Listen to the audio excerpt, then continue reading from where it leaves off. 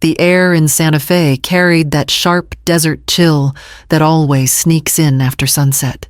I clutched my small black purse, the one I'd mended too many times to count, and stepped into the hall. The adobe walls rose high, glowing golden under lantern light, and the scent of roses and polished wood filled the air. I had pressed my navy dress 3 times that morning until the seams looked as crisp as I could make them. Around my neck rested the imitation pearl necklace I once wore to Sunday Mass, and in my purse was the handkerchief embroidered by my late mother, threadbare now, but holy to me. It was meant as a blessing, a symbol of continuity between generations. The ushers at the door smiled politely, then checked the seating chart. "This way, Señora," one of them said, leading me across the hall. I glanced toward the front rows near the altar, where I thought surely my place would be. Gabriel was my only son. I had stitched his school uniforms by candlelight, sold tamales in the plaza when rent was due. If anyone had earned a seat close to him on this day, it was me. Instead, I was guided to the far corner, past a sea of silk dresses and tailored suits, to a table where no familiar faces looked back. Strangers nodded politely, already absorbed in their conversations. My chest tightened. From where I sat, Gabriel was a blur of smiles at the head table, Viviana glowing in her lace gown, while I was tucked away like old furniture in a storage room. I laid the handkerchief gently on my lap and folded my hands over it, as if pressing it close could steady me. In the shadows of that hall, I swallowed the ache and waited for my moment to rise. Sitting at that distant table, I pressed the handkerchief between my palms and let my thoughts drift to the years that had carried me here. After my husband died, the nights seemed endless, each one stitched together with work and worry. I sewed clothes for local boutiques, my fingers raw from needles and fabric that never seemed to soften. When the orders slowed, I took ironing jobs from wealthy families up on Canyon Road, smoothing out linen sheets that smelled of lavender and privilege, even as my own home smelled of bleach and tired skin. There were winters when the money ran so thin, I turned to the only thing I knew would sell tamales. I stood in the plaza under strings of holiday lights, hands stiff from cold, steam rising from the pots like prayers. Each dollar went straight into an envelope marked with Gabriel's name. I wanted him to have more than patched shoes and small-town ceilings. The University of New Mexico felt like an impossible dream until the day the acceptance letter arrived. I remember clutching him to my chest, laughing and crying all at once. Tuition was more than I could ever truly afford. But I found ways, extra shifts, extra markets, even pawning the last gift my husband had ever given me, my wedding ring. When I sold it, I told myself it was only metal, that love did not live in jewelry. The real promise was Gabriel's future, and I was determined he would have it. Every sacrifice stitched itself into the fabric of his success, invisible to him but heavy on me. And now, at his wedding, as I sat in the back among strangers, I wondered if all those threads had been pulled loose without him even noticing. I smoothed the handkerchief once more and fixed my eyes on him at the head table, reminding myself to endure in silence until my turn came.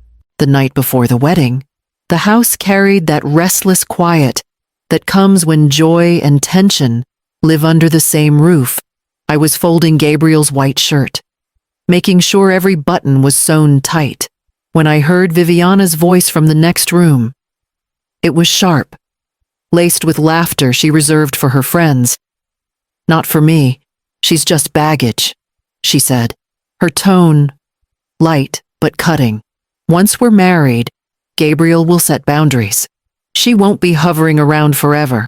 I froze, my hands clutching the fabric as though it could shield me from the words. The weight of them sank into me, heavier than the years I had carried laundry baskets through narrow hallways. I stepped closer to the door, each syllable pressing into me like pins through cloth. Part of me wanted to storm in, to remind her whose roof she stood under, whose hands had made that home possible. But when I finally walked into the room, Viviana smiled as if nothing had been said, her eyes glittering with innocence. Too rehearsed. Gabriel sat beside her, his face pale, his silence louder than her cruelty. "Everything all right, Mama?" he asked, almost casual, avoiding my gaze. I nodded, my throat tightening. "Of course, mijo."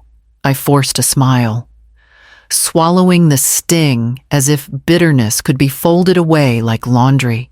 I told myself it was nerves, that weddings bring out the worst in people, that tomorrow joy would cover these cracks. But as I lay awake that night, listening to the muffled laughter from the living room, I felt a small thread inside me begin to unravel. For the first time, I wondered if all the years of sacrifice had built not a bridge between us, but a wall. The next day, when I stepped into the hall and was guided toward the back row, I already knew where I stood. The music swelled after dinner, violins drifting above the clinking of champagne flutes. I had stayed quiet through the courses, watching Gabriel and Viviana from the far end of the hall, my fork idle on the plate. Around me, strangers laughed in tight circles, their jewels catching the golden light while I clutched the handkerchief folded in my lap. It was not much a square of cotton, its edges worn, its embroidery faded to the soft color of old sunflowers. My mother had stitched it by hand decades ago, whispering blessings into every thread. I had carried it for years, waiting for this moment. A sign of continuity, a prayer passed from mother to child. When the toasts began, I knew my time had come. My legs trembled as I rose, smoothing the wrinkles in my dress. I walked toward the head table, each step echoing louder in my ears than the music itself. Some guests turned, curious. My hands sweated around the handkerchief, but I kept going. Eyes fixed on my son, Gabriel's smile faltered when he saw me approach. Viviana's lips tightened, though she still posed for the photographer hovering nearby. I stopped at their table, lifted the handkerchief with both hands, and spoke as steadily as I could. "Mijo," I said softly, "this belonged to your abuela.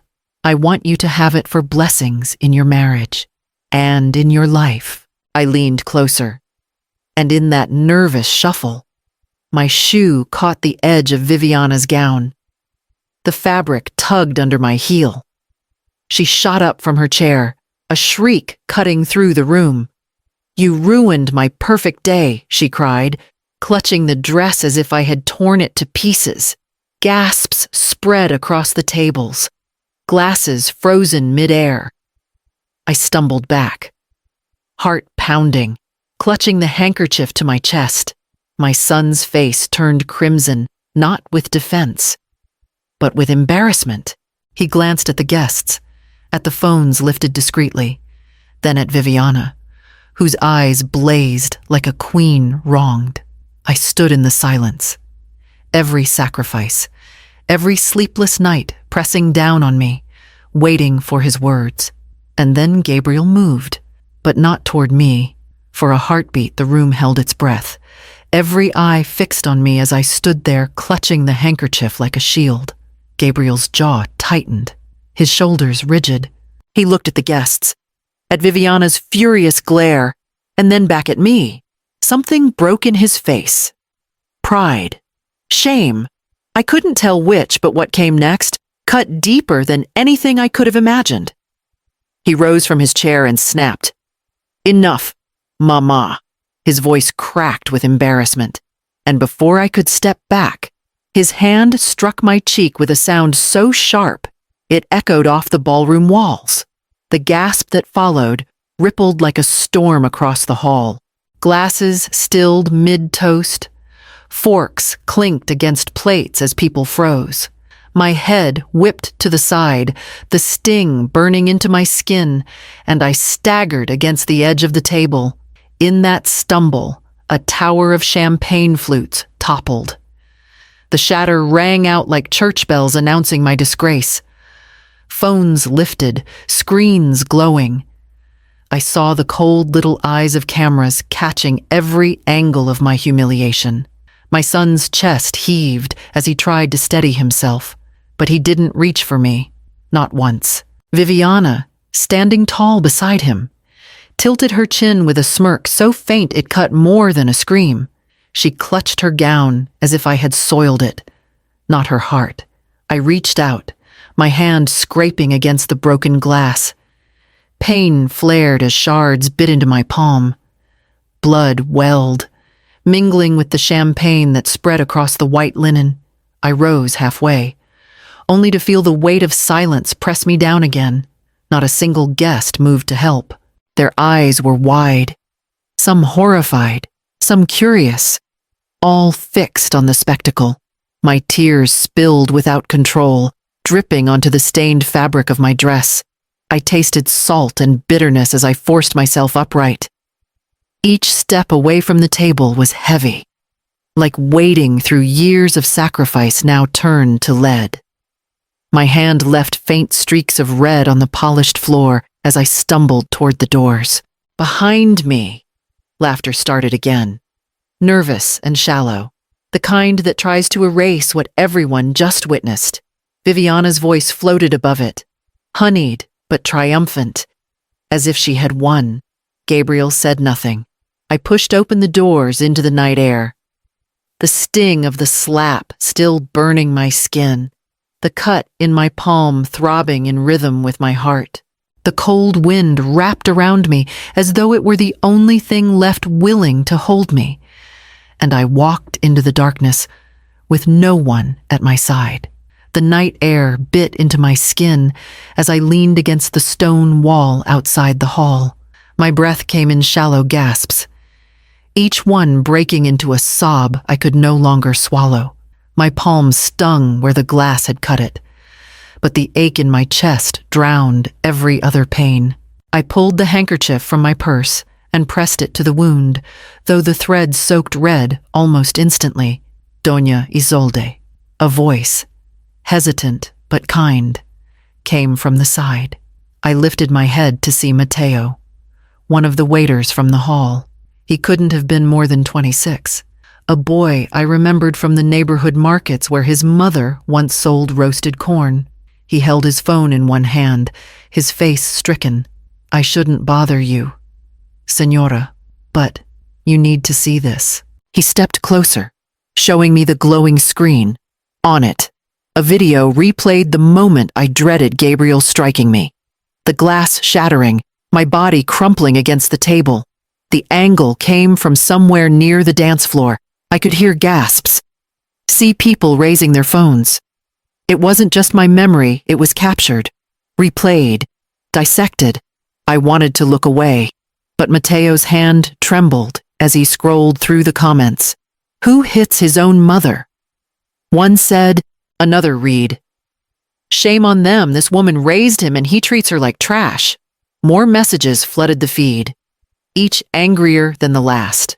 I pressed my good hand against my chest. The humiliation twisted inside me, but alongside it, something else began to stir. These strangers, these faceless voices, they saw what happened. They weren't blind, and they weren't silent. My shame was exposed. Yes, but so was their cruelty. Mateo looked at me, his eyes bright with anger. They can't get away with this. Señora, people are already talking. Everyone knows. For the first time that night, I lifted my head fully, meeting his gaze. The sting of tears remained, but underneath it, a spark flickered, faint but real. My voice was quiet, yet steady when I answered. Then it's not just my fight anymore. I folded the blood-stained handkerchief carefully, as if sealing a vow, and turned toward the dark street leading home. I reached home long after the music had faded from the hall. My small adobe house sat quiet beneath the Santa Fe moon, its walls holding the scent of sage and worn fabric. I cleaned my hand as best I could, the sting of glass still pulsing, then sat at the kitchen table with the handkerchief laid flat before me. It bore the stains of blood and champagne, a relic of everything that had happened in just a few hours. I had barely gathered the courage to sip a cup of lukewarm coffee when a knock sounded at the door. 3 measured taps, neither hurried nor hesitant. My heart quickened. At this hour, I expected no visitors. Through the small window, I saw a woman in a gray suit, her hair neatly tied, carrying a leather briefcase. She stood tall, her expression calm but purposeful. I opened the door cautiously. "Señora Herrera," she asked with a respectful nod. "My name is Sofia Delgado. I'm an attorney. I'm a friend of Mateo's sister. He told me what happened tonight." Her words sank into me slowly. An attorney. Here. In my doorway, I shook my head. "I have no money for lawyers. I'm not here to charge you," she said gently. "I specialize in elder law. I came because you deserve protection."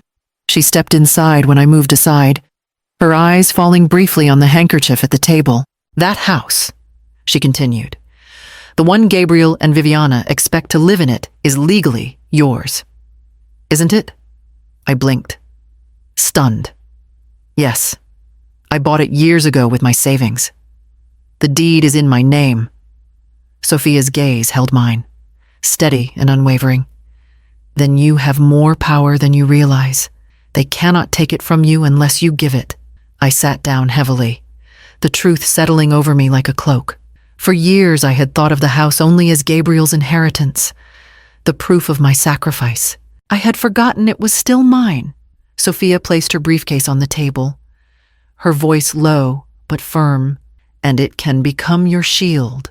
Sophia spread the papers across my kitchen table, the same table where I had once counted pennies to buy Gabriel's textbooks. The pages gleamed under the weak bulb above us, stamped with seals that looked both intimidating and liberating. She explained each step slowly, careful that I understood. The property would be placed in a trust run by a senior rights foundation in Albuquerque. I would remain the sole occupant with lifetime rights.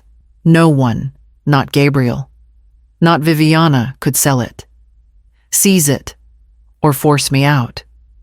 It would stay my home until the day I left this world. My hands trembled as I reached for the pen. "Once I sign," I asked softly. "There is no undoing none," Sophia confirmed, her voice steady but kind. "This protects you forever. And it makes clear that disrespect has consequences." I stared at the handkerchief beside me, its golden threads dulled with blood and time. I thought of my mother, her voice urging me never to bow before cruelty. I thought of Gabriel as a boy, pressing his cheek against my shoulder, promising he would always take care of me. That promise had died in the hall tonight. With one blow, the pen felt heavier than it should, as if weighted with years of sacrifice. I pressed it to the paper, my signature shaky but deliberate. One line, then another, until the final page lay before me. With a breath that trembled out of me, I whispered to the handkerchief, "No one will step on me again." When I set the pen down, Sophia gathered the documents into her briefcase, sealing them with a click that sounded final, almost ceremonial. The house was no longer Gabriel's inheritance. It was my shield, my last word in a life built from silence and survival. I folded the handkerchief carefully and tucked it into my blouse. Close to my heart, the sting of humiliation had not left me, but for the first time in years, I felt the ground steady beneath my feet. Sophia glanced at me, her eyes reflecting something fierce. "Then it's time we let them know." The sky was paling when we pulled up to the hall again. Music still drifted from inside, though slower now. The celebration winding down, with Sophia at my side, Mateo just behind, and the notary carrying his leather case. I walked through the glass doors I had fled hours earlier. Conversations hushed at once, faces turned, curious first, then uneasy as they recognized me. I no longer carried shame in my posture. The handkerchief pressed against my chest like armor. The DJ, confused, lowered the volume until only the sound of our footsteps echoed over the marble. I stepped to the center of the room, and the notary placed the microphone into my hand. My voice, when it filled the hall, was steady. Good morning, family and friends. Hours ago, I was humiliated here by my own son and his bride. But I stand before you not in shame, but in truth, because who does not respect, does not inherit. Gasps rippled across the room. Gabriel staggered from his chair, his face ashen. Mama, please, not like this, he whispered, his words barely carrying. Viviana's fury flared brighter. You can't do this. That house is ours, she shouted, clutching Gabriel's arm as though dragging him to her side. Sophia opened the briefcase, lifting the signed documents for all to see. The notary read the declaration with the finality of law. This property now belongs to a senior rights foundation. Mrs. Herrera retains sole lifetime rights. The couple has no claim. A murmur surged through the hall. Shock whispers, and then a smattering of applause from the back, growing bolder as more guests joined in. I handed back the microphone and looked once more at my son, who stood hollow beside his new wife. Then I turned toward the doors, leaving the hall behind me with my head unbowed. By morning, the whole of Santa Fe seemed to hum with the story. The plaza was alive with whispers and knowing glances. Vendors setting up their stalls paused to greet me, their voices warm with admiration. Bien hecho, señora, one man said as he stacked his chile ristras. You showed them what dignity looks like. Women I barely knew clasped my hands, saying they had seen the video, that my courage gave them strength. I walked home slowly, each step lighter than the night before. My house stood as it always had. Adobe walls, faded blue door, but now it felt untouchable, secured not by locks, but by my decision. Inside, I set the kettle to boil and sat at the kitchen table. The handkerchief lay folded beside my cup, its golden stitches dulled but intact. I traced the threads with a fingertip, thinking of my mother, her voice reminding me never to bow my head before cruelty. Last night, I had finally listened. The coffee's steam curled upward, filling the room with a familiar comfort. For the first time in years, I didn't drink it with worry over bills or resentment over silence. I drank it with the calm of someone who had stood up when it mattered. Gabrielle and Viviana would face their own consequences. I felt no triumph in their downfall, only relief that my life was no longer chained to their entitlement. I had not fought to wound them. I had fought to protect myself.